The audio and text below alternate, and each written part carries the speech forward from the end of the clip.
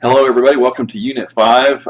Unit 5 will be divided up into two topics. The first major topic will be the urinary system with a follow-up on acid-base balance, which gets into how the body controls and maintains pH homeostasis. And then the second part of the unit will actually be the longer part of the unit, and that one will cover the reproductive system. So we'll have a pretty major topic change here in the middle of the unit. So let's get started here with Chapter 25. This is about the urinary system and kidney function. So the major organs of the urinary system won't be any surprise to you.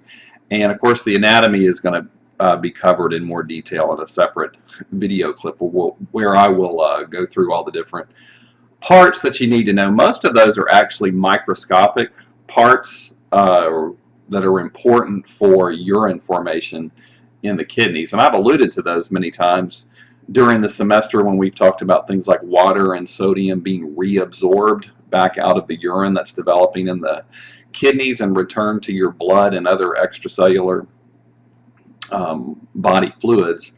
And so now we're actually going to see how that works in the kidneys.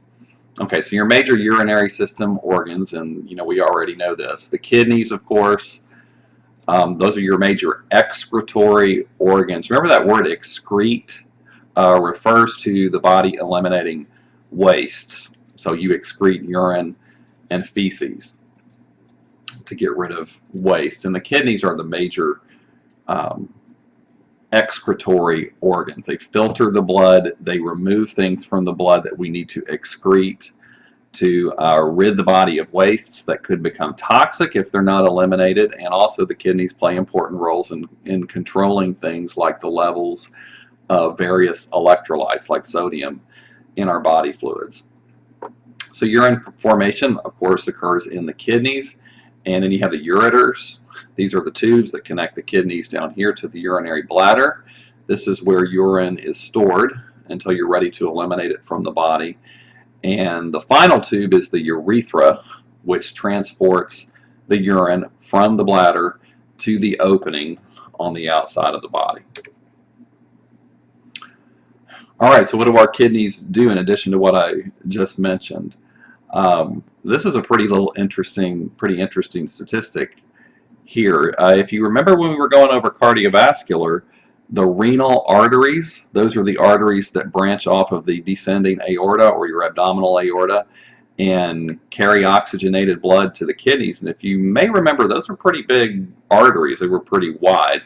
And so that means a pretty substantial amount of the blood that is passing down the descending aorta is going to exit into either the left or the right renal artery. And then that blood is going to go to the kidneys and it's going to be filtered for urine formation. So each minute about 1/4 or about 1,200 milliliters of the cardiac output pumped out by the heart goes to the kidneys. So that lets you know how important the kidneys are, filtering the blood constantly, removing waste, regulating the levels of ions and so forth. Very, very critical for the body to function. All right, so the kidneys will remove toxins, metabolic wastes, things that your cells have generated that need to be eliminated. Excess ions, the kidneys play an important role in maintaining the levels of things like sodium and calcium, for example. We've talked before about how important the kidneys are for regulating blood volume. We've talked about aldosterone, we've talked about antidiuretic hormone before, and in this section of the course we'll actually learn a little bit more about how those things actually work. Blood pressure, we've talked before about how the kidneys play very important roles in long-term blood pressure control. The composition of various other chemicals in the body fluids, and pH. The last topic for this part of Unit 5, we're going to get into acid-base balance. Now, when we covered the respiratory system, we talked about how your breathing rate actually helps control body fluid pH. And after we cover the kidneys, we're going to see also how the kidneys help control pH values as well. Endocrine function, so the kidneys, now the whole organ is not an endocrine organ, but it does have cells that function as endocrine cells and produce hormones. And those include renin, which we've talked about before, how that controls blood pressure.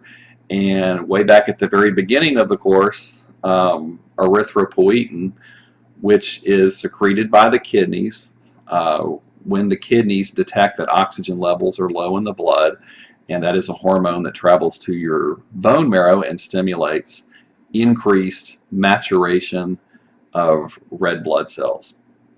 Also, the kidneys play a role in activating vitamin D. So vitamin D production goes through multiple steps that start in the skin, and one of those final steps occurs in the kidneys, where the vitamin D actually becomes activated. It becomes a functional hormone that can then go to the intestinal lining, and in the intestinal lining it tells those cells there that absorb nutrients and minerals out of the lumen of the intestinal tract, tells them to uptake more calcium. So the kidneys are multi-talented organs. They've got lots of things going on. Okay, so zooming in, here's a cross section of a kidney over here, and you can see how the kidney leads to a ureter. And so within the kidneys, we're going to have filtration of the blood, and we're going to form our urine. And most of this unit, we're going to be focused on what is going on in these little microscopic units within the kidneys that are called nephrons. So everything I'm highlighting here with the cursor is a nephron. And in red, what you're seeing here, these are arteries that are bringing oxygenated blood that came into the kidneys originally over here from a renal artery. That blood gets distributed up in here into the part of the kidney that's called the renal cortex. And it's in here that you have gazillions of these microscopic apparatuses that are going to filter the blood and make sure any vital substances are reclaimed out of the urine and back into the blood and other body fluids.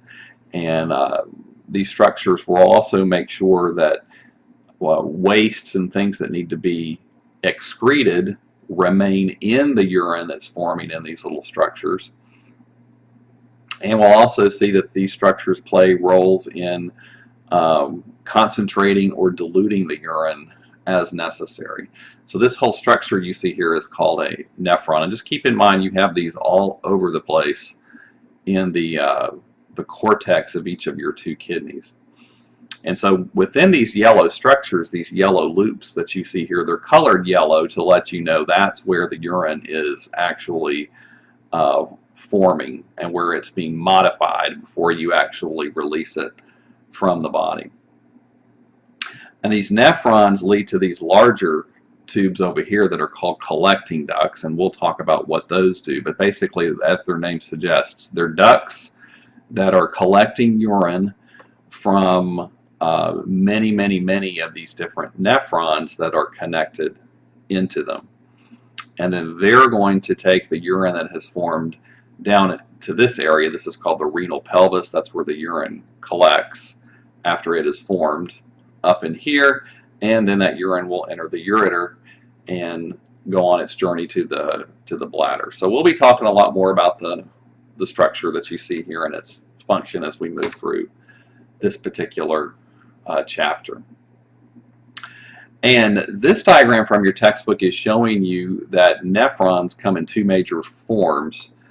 The one that you see over here is called a cortical nephron, and then this one is called a juxtamedullary nephron. The cortical refers to cortex. The cortex of the kidney is are the areas that are more superficial near the surface of the kidneys. So these nephrons lie mainly in the cortex. Nephrons always have this loop. This is called the loop of Henle, or the nephron loop. It's really important for proper concentration of urine. And the cortical nephrons, the loops don't hang down very far. So the central portions of the kidney, the deeper portions, are called the medulla. And so that little loop there is hanging down a little bit into the medulla. These other nephrons that you see over here, some of your nephrons are called juxtamedullary because these loops and again, that's called the loop of Henle or the nephron loop, hangs way, way, way, way down into the medulla of the kidneys. So it's going way down deep into these things that kind of look like brown shells on the figure. And again, we're going to be talking a lot more about those structures as we go through this particular chapter. All right, so that's just kind of a brief intro. In the next lecture, we're going to start talking about the process of urine formation and where that occurs. It first occurs in these structures that are called the glomeruli.